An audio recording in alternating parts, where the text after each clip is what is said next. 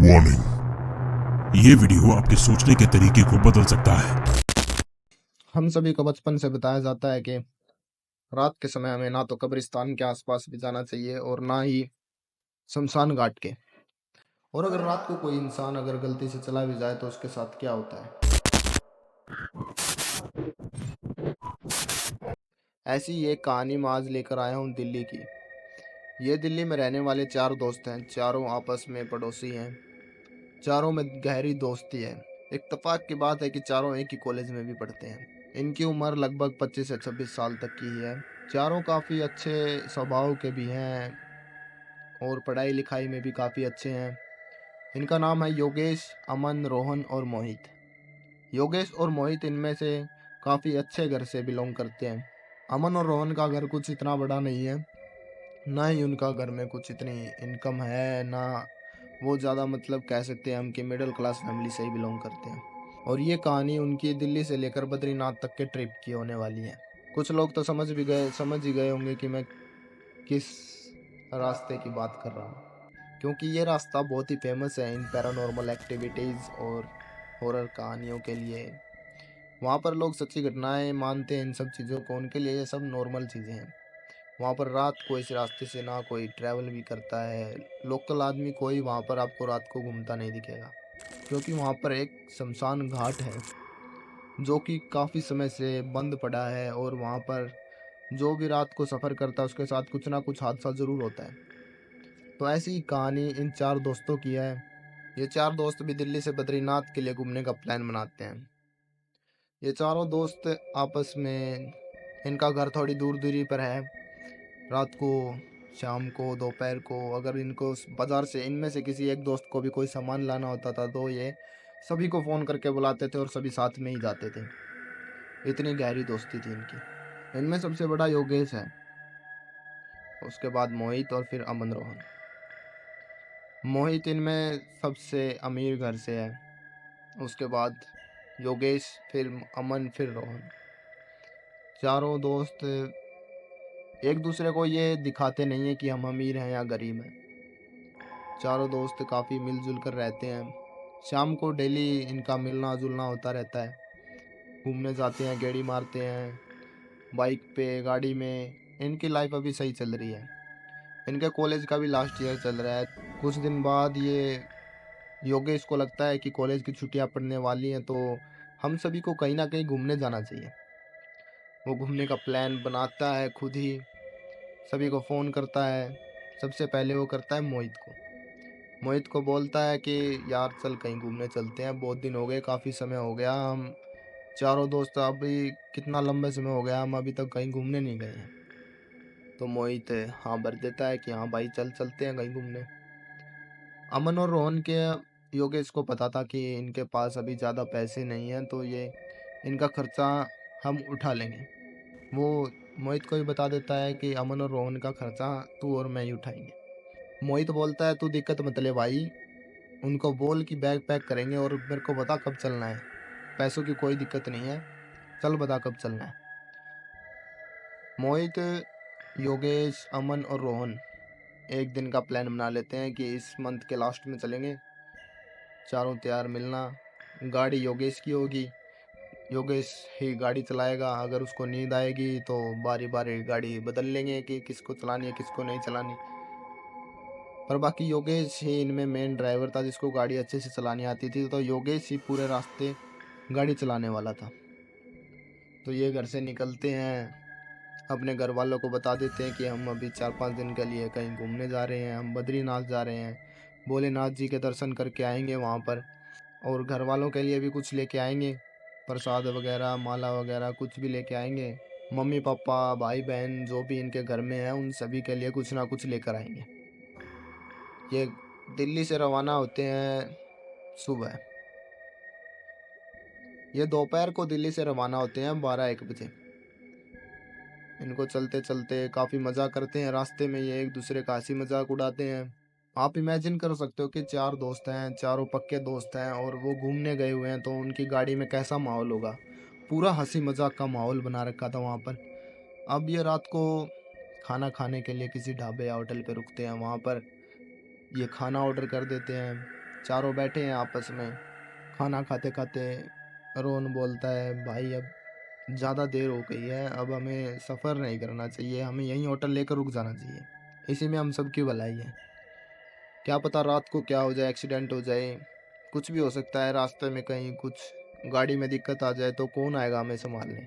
तो हम यहीं रुक जाते हैं रात को, कल सुबह निकल लेंगे यहाँ से। योगेश बोलता है, रात के सफ़र में अलग ही मज़ा आता है भाई, तू चल मेरे साथ, मैं पहले जा चुका हूँ रात को, बहुत जगह गया हूँ रात को सफ़र, मैंने बहुत जगह किया है, बहुत जगह गाड़ी चलाई है, तो तू दिक्कत मत ले, मैं गाड़ी सही चलाऊँगा। तू बस रात का मज़ा ले, अगर तुझे नींद आएगी तो तू पीछे वाली सीट पे सो जाइए आराम से, मुझे कोई दिक्कत नहीं है। जैसे तैसे करके योगेश सभी को मना लेता है रात को निकलने के लिए।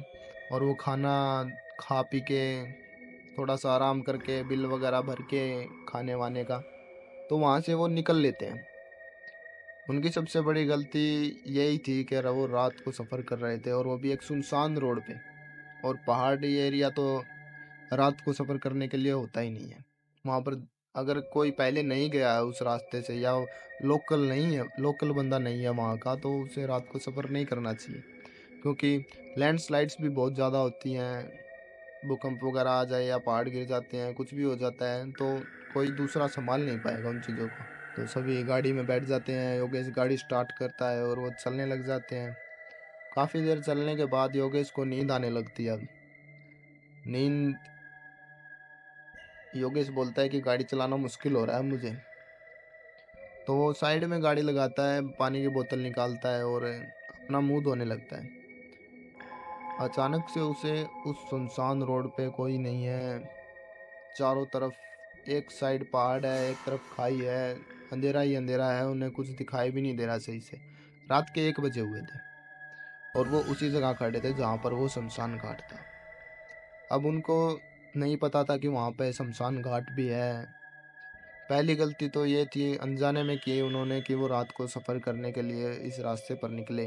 उन्हें कुछ पता नहीं था इन चीज़ों के बारे में, और ना योगेश इन सब चीज़ों में मानता था। योगेश को रोने की आवाज़ें आती हैं। उसे लगता है कि कोई बच्चा बच्चा रो रहा होगा, पर वो बच्चे की आवाज़ थी नहीं, वो किसी बड़े आदमी की आवाज़ लग रही थी योगेश को भी। योगेश ने देखा चारों तरफ, उसको कुछ दिखाई नहीं दिया, ना कोई घर है, ना कोई रोशनी दिखाई दे रही है, ना आगे पीछे कोई गाड़ी है, ना कोई आदमी दिखाई दे रहा है। तो वो मोहित को बताने के लिए गेट खोलता है। मोहित उससे पहले ही बोल पड़ता है, योगेश भाई तुझे भी आवाज़ आ रही है? योगेश बोलता है, हाँ भाई बहुत देर हो गई, मुझे भी आवाज़ आ रही है। मोहित और योगेश दोनों डर जाते हैं। वो जल्दी से गाड़ी में बैठते हैं, गाड़ी स्टार्ट करते हैं, गाड़ी स्टार्ट नहीं होती।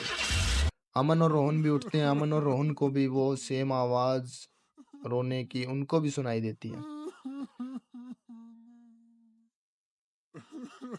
अब चारों बुरी तरह डर गए। एक तो सुनसान रोड, दूसरी तरफ खाई, वहां से तो कोई आदमी दिखाई नहीं देता, और खाई में कौन आदमी छुपेगा। वहां से रोने की आवाज़ आ रही है। अचानक से गाड़ी स्टार्ट हो जाती है। योगेश जैसे ही गाड़ी स्टार्ट होती है वैसे ही जितनी जल्दी हो सका योगेश से उतनी जल्दी उसने अपनी गाड़ी भगाई। वो जैसे ही उसने गाड़ी भगाई, उसे अपने साइड में ही रोड के खाई की तरफ एक परछाई दिखाई दी, जो कि गाड़ी के साथ साथ भाग रही है। योगेश को पसीना आने लग गया। योगेश काफी बुरा डर गया। अमन और रोहन और मोहित तीनों को भी वो परछाई अब दिखाई देने लगी थी। चारों दोस्त काफी डरे हुए हैं गाड़ी में। उनको समझ नहीं आ रहा कि ये हो क्या रहा है हमारे साथ। योगेश ने गाड़ी जितनी भगा सकता था उस रोड पे उसने उतनी भगाई। पर आप भी जानते हैं पहाड़ों में रास्ता बहुत मोड़ आते हैं, तो इतनी ज़्यादा गाड़ी भगाई नहीं जा सकती। थोड़ी ही दूर बाद वो परछाई दिखनी बंद हो जाती है। उन्हें लगता है कि वो साया टल गया। वो चारों तरफ देखते हैं, उन्हें कुछ नहीं दिखाई देता। अचानक से वो साया उनकी गाड़ी के आगे से निकलता है।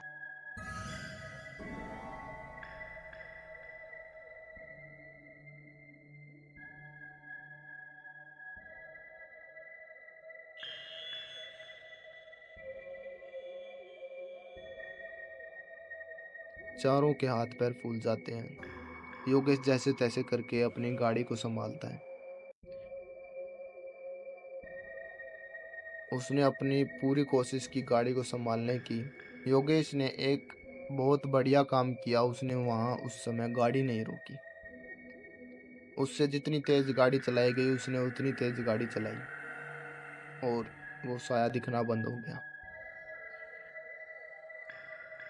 थोड़ी दूर चलते ही पीछे से रियर मिरर होता है, जो गाड़ी के अंदर भी होता है, एक गाड़ी के बाहर होता है। उसमें योगेश को दिखाई देता है पीछे से एक गाड़ी आ रही है। उसकी रोशनी उसके मिरर में पड़ती है तो योगेश को दिखाई देता है कि उसके पीछे एक गाड़ी आ रही है। अब चारों दोस्तों को थोड़ी सी तसल्ली मिली कि हाँ, कोई आदमी भी है हमारे साथ जो इस रास्ते से जा रहा है, तो हम इसी के साथ साथ चलेंगे। वो गाड़ी हॉर्न बजाती है, मगर वो सिंगल रोड था, वहां से दूसरी गाड़ी निकलने का कोई रास्ता नहीं था। वो गाड़ी हॉर्न बजाती है। योगेश या मोड़ आता है, योगेश गाड़ी को मोड़ता है तो अचानक से देखता है वो जो पीछे गाड़ी थी उनके, वो आगे दिखाई दे रही है उसे। योगेश बोलता है अपने दोस्त को, भाई तुम्हें भी ये गाड़ी पीछे थी ना अभी और ये आगे आ गई, तुम्हें भी दिखाई दे रही है? वो बोला कि हाँ, हमें भी दिखाई दे रही है। योगेश और उसके तीनों दोस्त, बस मैं बता नहीं सकता कि वो कितने ज़्यादा डरे हुए थे। अगर उनसे आज भी ये बात पूछी जाती है तो वो आज भी ये बात खुलकर नहीं बता पाते, क्योंकि उन्हें आज भी डर लगता है। और अजीब बात यहाँ पर यह थी कि वो योगेश और उसके तीनों दोस्त बताते हैं कि उस गाड़ी में कोई भी ड्राइवर और कोई भी आदमी नहीं था।